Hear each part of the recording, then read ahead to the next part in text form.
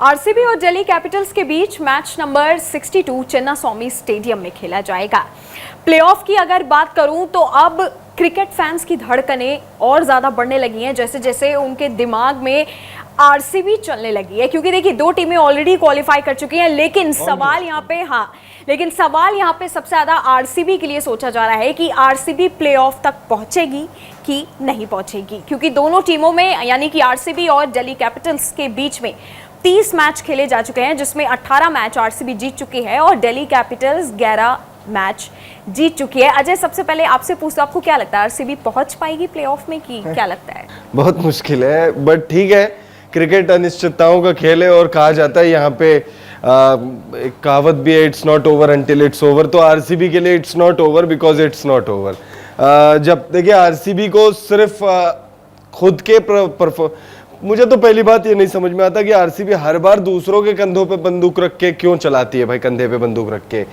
IPL 2022 में भी Mumbai Indians की वजह से आरसीबी प्लेऑफ्स में पहुंची थी, पिछले सीजन पहुंच नहीं पाई। फिर इस सीजन भी वही वाला हाल है कि भाई हमें तो जीतना ही जीतना है, आरसीबी को 2 मुकाबले जीतने ही जीतने हैं, प्लस लखनऊ दोनों मुकाबले ना जीत जाए इस बात का भी ख्याल रखना है, दिल्ली ना जीत पाए उस बात के बारे में भी सोचना है, सीएसके ना जीत पाए उस बारे में भी सोचना है। और अगर सनराइजर्स भी अगर करती है वैसा कुछ खेल तो फिर वो वहां पे भी, तो भाई बहुत मुश्किल है। लेकिन आरसीबी प्लेऑफ्स में जब तक बाहर नहीं होगी कोई टीम, जब तक उनके नाम के आगे ई नहीं लगेगा, तब तक हम यही मान के चलेंगे कि क्यों लग सकता है। सिंपल है, सिंपल एज दैट।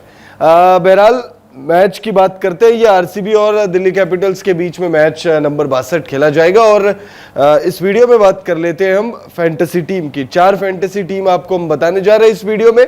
तो वीडियो में आप एंड तक हमारे साथ बने रहिएगा, क्योंकि शुरुआत टीम नंबर 4 से होगी। जैसे जैसे वीडियो आगे बढ़ेगा टीम नंबर 1 यानी नंबर 1 टीम जो है वो टीम हम आपको बताएंगे। तो नंदिनी शुरू आप करिएगा, लेकिन उससे पहले पिच के बारे में भी बता देते हैं। भाई चिन्नास्वामी स्टेडियम की पिच है और यहाँ पर अगर आप देखोगे तो बल्लेबाजी बहुत ज्यादा आसान मानी जाती है। हमने देखा है विराट कोहली लंबे लंबे चौके छक्के यहाँ पर लगाते हैं, बहुत बड़ी बड़ी पारियां खेलते हैं। और विराट कोहली के आईपीएल में लगभग 8000 रन है और उसमें से आप कह सकते हो कि 40-45% जो रन है वो यहीं पे बने हुए हैं। तो भाई बहुत ज्यादा रन यहाँ पर बनते हैं और खासतौर पर सेकेंड इनिंग में जब आप चेस करते हो तब और आसान माना जाता है बल्लेबाजी जो है बहुत ज्यादा आसान मानी जाती है। और कहा जाता है कि भाई चिन्नास्वामी स्टेडियम में मतलब अगर किसी गेंदबाज को पनिशमेंट देना है तो भाई उसे वहां से मतलब जहां पे भी वो है वहां से उठा के चिन्नास्वामी स्टेडियम में पहुंचा दो। और ज्यादा पनिशमेंट तो तब मानी जाएगी जब विराट कोहली सामने वाली टीम में हो। तो भाई ये एक तरीके से पनिशमेंट वाला मैच होता है चिन्नास्वामी स्टेडियम में गेंदबाजों के लिए। बल्लेबाज अब अगर फॉर्म में है और फायदा उठा सकते हो तो उठा लीजिए। और टीम भी आपको जो है उसी तरीके से बनानी है कि भाई बल्लेबाज जो है वो ज्यादा से ज्यादा हो, और अगर कम है बल्लेबाज तो ऐसे बल्लेबाज हो जो बड़ी पारियां खेल सकते हैं। तो टीम नंबर 4 की शुरुआत करिए नंदिनी, कि टीम नंबर 4 में कौन कौन से प्लेयर हैं और क्यों हैं। बिल्कुल, टीम नंबर 4 की अगर बात करूं तो यहाँ पे विकेट कीपर पर हमने ऋषभ पंत को लिया है, दिनेश कार्तिक आपको यहाँ पे दिख रहे हैं, बैटर्स में फाफ डुप्लेसिस, कप्तान हमने यहाँ पे विराट कोहली को बना दिया है, ट्रिस्टन स्टब्स है, वाइस कैप्टन में जैक फ्रेजर है, और ऑलराउंडर में अक्षर पटेल, विल जैक्स, और बॉलर्स में खलील अहमद, ईशांत शर्मा और यश दयाल को हमने यहाँ पे अपनी टीम में लिया। देखिए बिल्कुल 3 पेसर्स लिए हमने हमारी इस टीम में। टीम नंबर 4 में 3 पेसर्स है, खलील अहमद और ईशांत शर्मा, ये आपके दिल्ली कैपिटल्स की तरफ से हो गए। और फिर उसके बाद यश दयाल आपके हो गए आरसीबी की तरफ से। आरसीबी के लिए ये सीजन उनका अच्छा जा रहा है। ऐसा कोई यादगार मतलब आपने कहोगे कि भाई जैसे विराट कोहली के लिए यादगार ये सीजन जा रहा है, या आप कह लीजिए ऋतुराज गायकवाड़ कह लीजिए, या फिर सुनील नारायण कह लीजिए, ऐसा कोई यादगार नहीं जा रहा उनके लिए। लेकिन हाँ ठीक है, मतलब विराट कोहली की ना, मैं यश दयाल की बात कर रहा, तो यश दयाल जो है मतलब विकेट्स निकाल रहे हैं और ठीक ठाक गेंदबाजी भी कर लेते हैं, कुछ मुकाबलों में अच्छी गेंदबाजी भी की उन्होंने। तो भाई यश दयाल के लिए वैसा जा रहा है सीजन। अब अगर आप विकेट कीपर देखेंगे तो भाई ऋषभ पंत है आपके यहाँ पे दिल्ली कैपिटल्स की तरफ से हमने लिया है, कंसिस्टेंटली रन बना रहे दिल्ली कैपिटल्स के लिए। अगर मैं गलत नहीं हूं तो टॉप रन गेटर हैं दिल्ली कैपिटल्स के लिए, 400 प्लस रन इनके हो चुके हैं। और दिनेश कार्तिक जो है आरसीबी की तरफ से हो गए, और शुरुआती कुछ मुकाबलों में अच्छी बल्लेबाजी हुई थी। वो एक एसआरएच वाला मैच आया था जिसमें 35 गेंदों में 85 रनों के आसपास की कुछ पारी खेली थी, 83-85। तो भाई पारियां अच्छी खेल रहे हैं, लेकिन टीम को जो 2-3 मुकाबले ये जिता सकते थे, वो 2-3 मुकाबलों में अगर दिनेश कार्तिक का बल्ला चल जाता तो फिर आज हम ये बात नहीं कर रहे होते कि आरसीबी प्लेऑफ्स में पहुंच सकती है, नहीं पहुंच सकती है। भाई पहुंच चुकी होती आरसीबी अब तक पहुंच चुकी होती, क्योंकि 14 अभी अगर वो 2 मुकाबले के 2 मुकाबले तो मुझे याद है, सीधे मुझे याद है। वो एक मैच याद है जिसमें कर्ण शर्मा पर इन्होंने भरोसा नहीं जताया था और कर्ण शर्मा ने मिचेल स्टार्क के ओवर में 3 छक्के लगा दिए थे। वो एक मैच मुझे याद आता है, और एक मैच मुझे उसके नेक्स्ट वाला मैच याद आता है जिसमें आउट हो गए थे दिनेश कार्तिक, जहां पे मैच जो है वो बन चुका था match, Dinesh Karthik match finish कर सकते। तो अगर वो 2 मुकाबले अगर वो जीत जाती आरसीबी, दिनेश कार्तिक अगर वो 2 मुकाबले जिता देते तो अभी क्या होता सिनेरियो नंदिनी, क्या सिनेरियो था? नहीं पहुंची होती, 14 पॉइंट हुए होते। मैं ऐसे ही बोल रहा था, मैं 14 पॉइंट हुए होते, ठीक है। और अभी 2 मुकाबले बचे हुए, 2 में से सिर्फ 1 मुकाबला जीतना होता।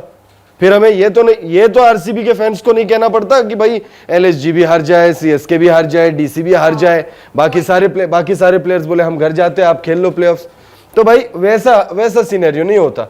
बल्लेबाजों में अगर आप देखें, Faf du Plessis, Virat Kohli हमने ले लिया भाई आरसीबी की तरफ से। ट्रिस्टन स्टब्स जो है वो डीसी की तरफ से टॉप रन गेटर्स की लिस्ट में बने हुए हैं। और जेक फ्रेजर जब से डेविड वार्नर की जगह आए हैं डीसी की प्लेइंग 11 में, तब से बहुत अच्छी बल्लेबाजी ये कर रहे हैं। मजे की बात यह है कि आईपीएल 2024 में फास्टेस्ट 50 जो लगी है 15 गेंदों में 50, वो 2 बार किया इन्होंने, ठीक है। तो भाई बल्लेबाज है भाई, 22 साल के ऑजी प्लेयर है और बहुत अच्छी बल्लेबाजी कर रहे हैं। अक्षर पटेल और विल जैक्स को हमने बतौर ऑलराउंडर लिया हुआ। अब बात करते हैं भाई टीम नंबर 3 की। तो टीम नंबर 3 में भी आपको देखिए दोनों विकेट कीपर वही दिख रहे होंगे जो पिछली टीम में थे, ऋषभ पंत और दिनेश कार्तिक। हमने इन दोनों को ले रखा है। अब भाई विराट कोहली को अब बतौर कप्तान तो खिलाएंगे ही खिलाएंगे। एक मैच में कम से कम, मतलब एक टीम में बतौर कप्तान आप विराट कोहली को लेंगे ही लेंगे। भले ही विराट कोहली का फॉर्म खराब हो तब भी लेते हैं लोग, और कहते हैं कि भाई विराट कोहली अगर टीम में है, अगर खेल रहे हैं, प्लेइंग 11 में शामिल है, तो आप उन्हें खिलाइए, ठीक है। अभी तो फॉर्म में भी है ना। जब फॉर्म में नहीं होते हैं तब उनको लिया जाता है, अब तो फॉर्म में है भाई। अब यहाँ पे जेक फ्रेजर की बात करें तो भाई वाइस कैप्टन हमने इन्हें बना दिया है। जिस फॉर्म में है जेक फ्रेजर, उस फॉर्म में भाई वाइस कैप्टन इनसे बेहतर मुझे नजर नहीं आ रहा। और रजत पाटीदार को लिया, हालांकि यार पता नहीं क्यों मेरा दिल कहता है इस मुकाबले में फ्लॉप होंगे रजत पाटीदार, लेकिन फिर भी इन्हें इसलिए रखा है क्योंकि भाई अच्छे फॉर्म में है। देखिए अब हम तो अंतर्यामी है नहीं, जाहिर सी बात है नंदिनी, हम तो प्लेयर के फॉर्म और कुछ हमारे इंट्यूशंस के दम की वजह से, या आप कह लीजिए कि जो हमें पता लगता है हमें कि अच्छा 3 मैचों से नहीं चले भाई, कभी तो खून खोलेगा, है ना। रजत पाटीदार हो सकता है या तो बहुत तगड़ी पारी खेले, हो सकता है जल्दी ट्रम्प कार्ड में उन्हें ले सकता हूं ना कि भाई जो, हालांकि अगर ये टीम अगर अच्छा परफॉर्म करेगी तो उसमें ट्रम्प कार्ड यही होंगे। लेकिन ट्रम्प कार्ड का लॉजिक ये है कि भाई जिस पे मुझे लगे करके कि भाई मैं श्योर रहूं, जिस पे मैं लगभग श्योर रहूं कि भाई वो प्लेयर खेलेगा। मैं इसलिए कह रहा हूं क्योंकि पिछले 4 मुकाबलों से अवे गेम्स में ये 50 से ज्यादा का स्कोर खड़ा कर रहे हैं पिछले 4 गेम से। लेकिन अपने घर में यानी आरसीबी के घर में बेंगलोर में इनका बल्ला जो है उतना अच्छा नहीं चल रहा है, और ये मुकाबला बेंगलोर में। दोनों चीजों की पॉसिबिलिटी है। एक तो ये पॉसिबिलिटी है कि भाई पिछले मैच में अच्छी बल्लेबाजी करके आ रहे हैं, तो हो सकता है भाई इस मैच में बल्ला खामोश हो जाए, या फिर ये पॉसिबिलिटी भी है कि भाई 4 मैचों से कंटिन्यू घर के बाहर यानी आरसीबी के बाहर, बेंगलोर के बाहर बल्ला चल रहा है इनका, और इस बार बेंगलोर में आ रहे हैं। और पॉसिबली आखिरी मतलब आप कह सकते हो करके कि भाई जो पिछला मैच चला है वो घर के बाहर चला है और कंटिन्यू घर के बाहर चल रहा है, घर में नहीं चल रहा है, तो हो सकता है घर में चल जाए इस बार। तो दोनों चीजें दिमाग में है, इसलिए हमने सेफ साइड के लिए इनको ले रखा है टीम में। अक्षर पटेल और विल जैक्स, ये 2 ऑलराउंडर हमने हमारी टीम में शामिल किया। अब यहाँ पर देखिए गेंदबाजों को थोड़ा हैवी कर दिया हमने।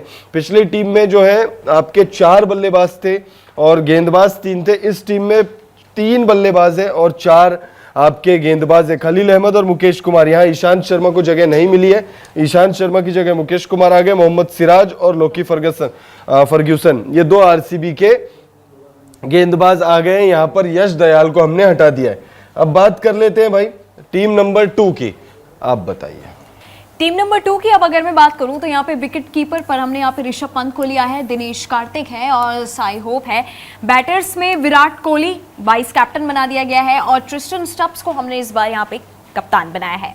जैक फ्रेजर है। ऑलराउंडर में सी ग्रीन को हमने ले लिया, यानी कि कैमरॉन ग्रीन को हमने ले लिया है। बॉलर्स में हमने यहाँ पे कुलदीप यादव को लिया है, खलील अहमद है, मोहम्मद सिराज है और यश दयाल को अपने टीम में लिया हुआ है। देखिए टीम नंबर 2 में हमने विकेट कीपर बढ़ा दिया है, शाई होप को हमने दिल्ली कैपिटल्स के शाई होप को हमारी टीम में शामिल कर दिया है।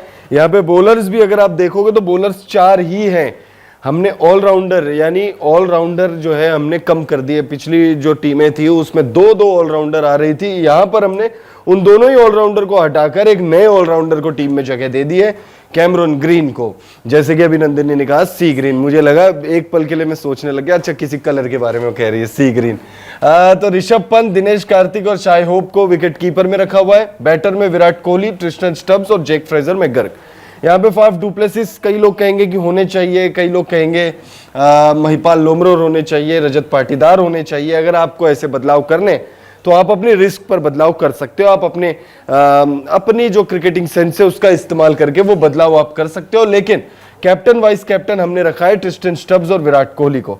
उसके बाद कैमरॉन ग्रीन है, कुलदीप यादव और खलील अहमद, मोहम्मद सिराज और यश दयाल, ये हमने 4 जो है बॉलर्स लिए। अब बात कर लेते हैं भाई टीम नंबर 1 की, जो सबसे बेहतरीन टीम है। इसमें बॉलर्स जो है आप देखेंगे बॉलर्स के ऑप्शन थोड़े ज्यादा नजर आ रहे हैं। ये हमने इसीलिए भी किया हुआ है क्योंकि हम देख रहे हैं आईपीएल 2024 में अब जो ट्रेंड है वो धीरे धीरे बदल रहा है। पहले जो है बहुत बड़े बड़े रन्स लग रहे थे, अब ऐसा नहीं है कि बड़े बड़े रन्स लग नहीं रहे।